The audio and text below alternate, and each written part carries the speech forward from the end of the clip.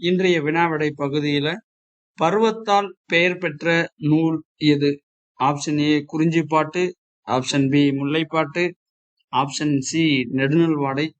இந்த 3 ஆப்ஷனுமே கொஞ்சம் கவனிக்க வேண்டியது. ஏன்னா பாருங்க, குறிஞ்சிப்பாட்டா இருக்கட்டும், முல்லைப்பாட்டா இருக்கட்டும், நெடுநல்வாடையா இருக்கட்டும், இது 3மே கட்டாயம் பொருந்துற வகையில தான் இருக்கு. கொஞ்சம் கவனமா நம்ம அதை யோசிக்கணும்.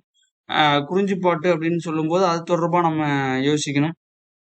ஏன்னா அது எதை மையமிட்டது அப்படின்னு பார்க்கணும்.